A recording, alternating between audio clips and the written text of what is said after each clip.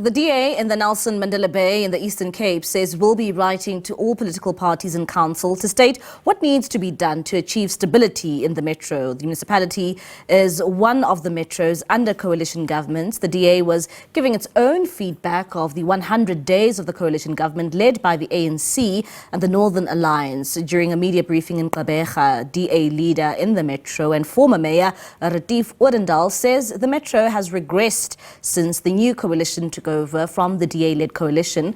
Odendaal says the parties will have to include key priorities to be delivered in their responses. For more on this, we're now joined by DA Caucus chairperson in the Nelson Mandela Bay Metro, Kabelo Mogatosi, and he joins us via our video link. Kabelo, thank you so much for joining us here on the late edition. Of course, looking at your press briefing today, you're saying that, with the 100 days of, the ANC-led coalition government, the Nelson Mandela Bay Metro has regressed. If maybe you can give us a bit of an insight, what seems to be problematic in your opinion when it comes to this government?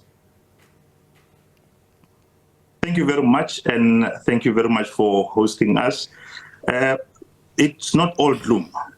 We must add that, because even during the press conference, we mentioned that there are some good things that came out of that. But I think at the center of the issues that we have in Nelson Mandela Bay, it is the fact that we've got equitable share that has been withheld by the national finance minister due to the irregularities in the appointment of the CEO and NBDA.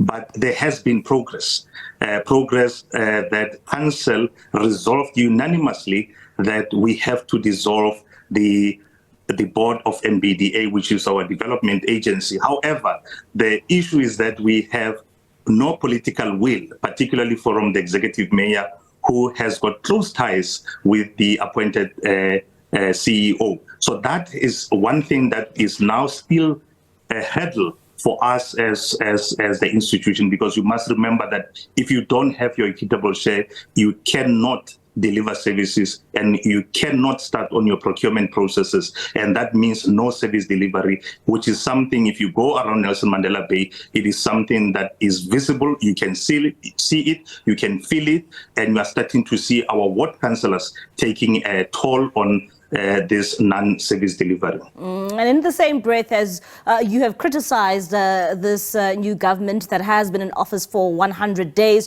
what seems to be working, aside from what you've just told us with some of the approvals being done in council? What are they getting right?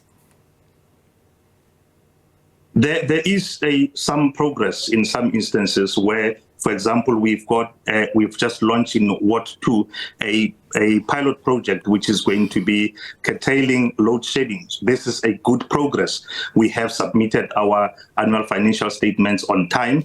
We are continuing to do road markings, but again, it's on the backdrop of now an increased number of potholes. We had gotten rid of about 15,000 potholes in the previous term in the first 4 months, but now we have a backlog of another 15,000 potholes, which is a regress. We also have 10,000 street lights which are not working. So even though you are continuing with street marking, if you do not have street lights that are working, you are opening yourself up to some accidents that are happening, and we have seen a lot of that. So there is some progress, and we have highlighted some of the challenges, and not only that, but we have also given solutions to the political parties or the government in charge at the moment. Yeah, and Kabelo, we understand that you have indeed written to political parties in the Nelson Mandela Bay Metro. What is your objective here? Do you want to form a new coalition? Because one would say we've seen so many of those coalitions take place in the Nelson Mandela Bay Metro. Surely the people in Gqeberha deserve some sort of stability in the municipality. Remember, when we were voted out, we walked out of government with our heads held high, and we did so gracefully. And the most important thing, and this is something that we hear across the metros where governments, or you've got coalition governments, all you need is stability. And we are not going to rush, and we cannot rush. Remember, when you have these motions of no confidence, it it's something that destabilizes the government, and that's not what you want. So that is why our first step, and we have said it openly, we've said it on our first day out of government, that we are willing to work with the current coalition in the best interest of the residents, and we have done so. We continue to do so. That is why the first step that we are going to do on the areas where we feel there has been a lot of progress, there has been good things that were done. We have applauded the coalition government. We have identified gaps, we have identified areas of improvement, and we have also done so in the best interest of the residents. That is why we are writing to all political parties, not just only the coalition partners or political parties that are in the coalition. We are writing to all political parties that are in Nelson Mandela Bay to try find common ground where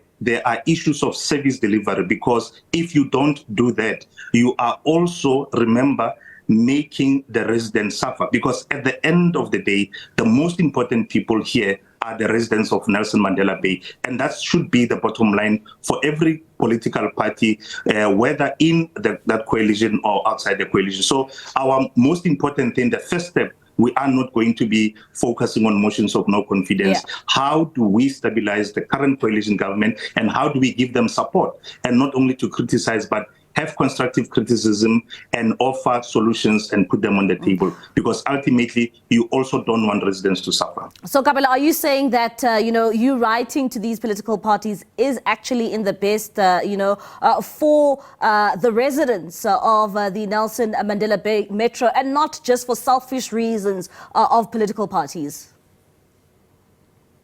Not at all. I mean, we have not tabled a motion of no confidence. We are not looking to do so in the next council meeting. We are writing, and we've reached out to the city manager. We are continuously reaching out to the executive mayor. We are doing this thing to offer solutions where we think there are gaps. Remember, the Democratic Alliance has got a lot of constituents.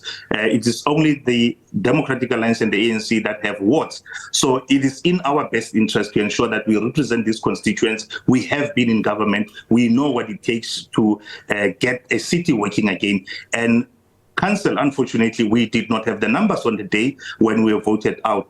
And what our voters, what our residents expect from us is to be part and parcel of the solution, whether you are in government or whether you're in opposition. And this is something, a stance that the DA has taken, not only in Nelson Mandela Bay. We have done so in Parliament, we have done so in many local municipalities in the metros, and we have been in and out of government. But one thing that we are going to continuously see is to put the residents at the center of everything that we do or say. So we are not going to rush into destabilizing. The current coalition has been in government for 100 days. Unfortunately, those 100 days show regret. But we do think that we have a responsibility as the biggest political party in Nelson Mandela Bay to offer solutions, to get them support, if they are willing, of course, to listen to those solutions.